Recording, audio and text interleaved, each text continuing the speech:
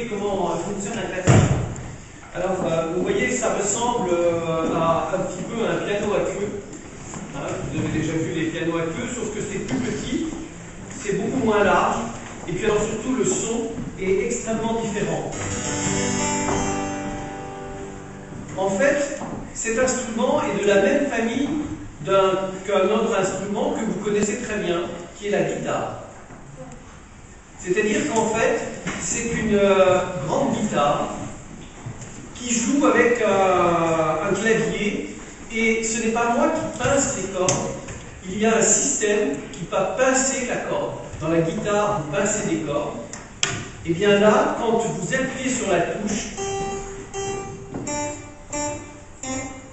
ça pince la corde. Alors je vais vous montrer le système. Alors il faut c'est là. Donc, quelqu'un qui est bien grand, qui voudrait essayer l'alto, d'après une humeur, à toi. Ça tu recules, vous allez nous faire un beau duo.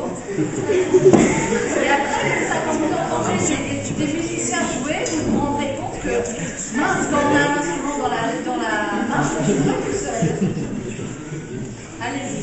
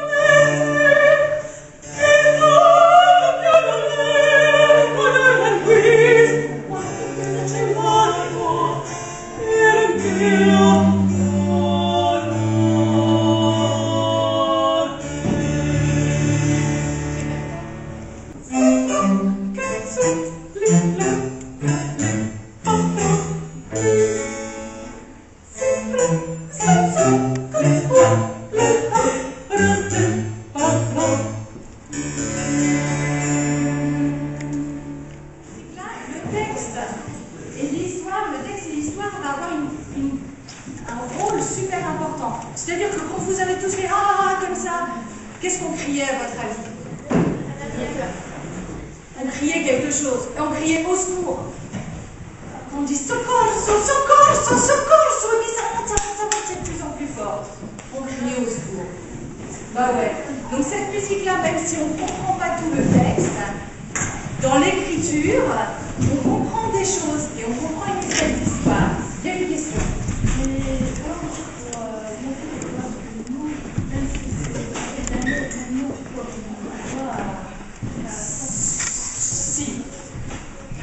Si, en fait, c'est pareil, on construit un instrument, notre voix c'est notre instrument, tout le monde sait l'utiliser pour parler. Je suis sûre que quand vous écoutez la radio, vous essayez un petit peu de chanter dessus. Tout le monde sait faire ça. Après, tu construis un instrument. Sarah et moi, ça fait une dizaine d'années qu'on prend des cours de chant. Alors au début, tu dis, ouais, c'est bon, je sais chanter. Ouais, mais tu mets du temps à construire un instrument, à réussir à faire sonner des notes un peu plus graves, à faire sonner des notes un peu plus aiguës, etc. etc.